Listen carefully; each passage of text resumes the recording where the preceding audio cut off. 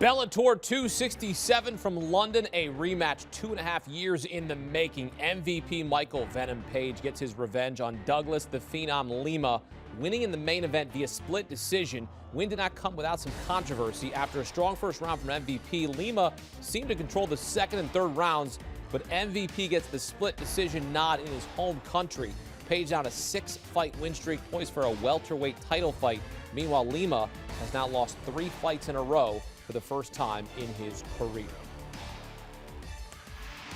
Welcome in CBS Sports combat analyst and co-host of Morning Combat, Brian Campbell. Big result for MVP, avenging his only pro loss, earning the split decision win over Douglas Lima, but it did not come without some controversy. Many believing Lima did enough over the final 2 rounds to come away with the decision. You scored the fight 29-28 for Lima. What did you see?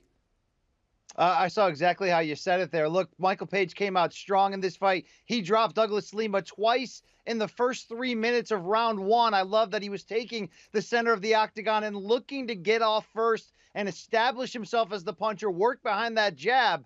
But things changed quickly. You got to give the wily veteran Douglas Lima credit. He took Michael Page down to close round 1. He did the same to finish the fight in round 3. And at the end of the day, I saw Michael Page maybe, let's say, have the better big moments in terms of landing the knockdowns, but I did not see him offensive or busy enough after that first round. I think it was a major gamble on his part, which left the door open. Once he was taken down in the second half of that third round, he almost seemed resigned to be on the bottom and just get to the end of the fight. It wasn't that overwhelming, demonstrative type of victory that I really feel Michael Venom Page needed at this point. A 5-fight win streak coming in, 4 by stoppage. At 34, it was finally time to take MVP very seriously.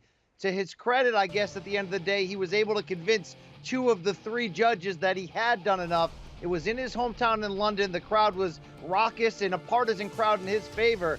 This will go down as a survive and advance, and it very well may set him up for a title shot. But I think if you're MVP, you may feel like you got lucky in this one, because I don't think he did enough to leave no doubt by any means. So MVP comes away with the biggest win of his career. That makes it 6 wins in a row, as you mentioned, since his last defeat to Lima in 2019.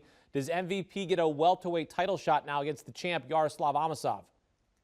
I think he will. Look, MVP is a star. He was a star before he was a critically accepted, legitimate title contender. Here's a guy who fights in a video game style. He's a trash talker and a trolling meme outside of the cage. What you've seen, though, in this 6-fight win streak before this fight was a guy who's starting to put things together. He can carry out a game plan. He can be patient when he needs to. Again, some things you can like about this fight, but he came away with a decision that will lift him to the future to bigger opportunities. But I still think he can learn from this close fight and realizing you've got to leave no doubt on that scorecards. He presents an interesting style matchup for the current champion, Yaroslav Amosov, the unbeaten wrestler who took it to Douglas Lima in his last fight to secure that welterweight title. I'm going to like the way that Michael Page's game can match up opposite that, but you got to come out and you've got to go after it. That's not what MVP did on this night. As for Lima, a lot of people thought he won the fight. He didn't. It's now 3 losses in a row for the former 3-time Bellator welterweight champion.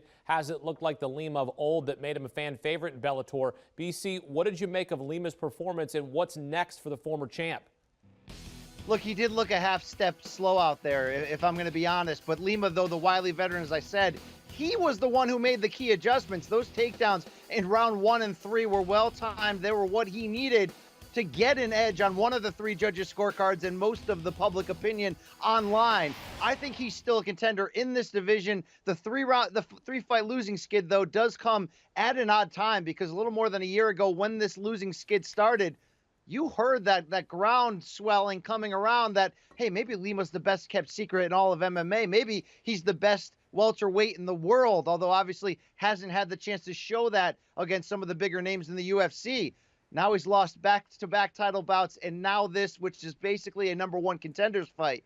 He's 33 years old, but if you look back at his last 11 fights, he's fought nothing but elite fighters, 7 of those going the 5-round distance. So you wonder if the miles are catching up with him just a bit. I still think, though, there's life there to try to put together another win streak and make one more run at the title after raising it 3 times. Michael Page defeats Douglas Lima, split decision, extending his win streak to 6. Brian Campbell breaking it down for us here on CBS Sports HQ. BC, thanks. And hey, for all things combat, check out Morning Combat with Luke Thomas and Brian Campbell. You can watch the series on YouTube. You can also listen to the podcast on Apple and Spotify. Morning Combat. Download and subscribe today. Want a sports network that delivers everything that matters about the game? The highlights, the picks, the instant analysis. No yelling, no fake debates, no politics. Hit the subscribe button and never miss a moment.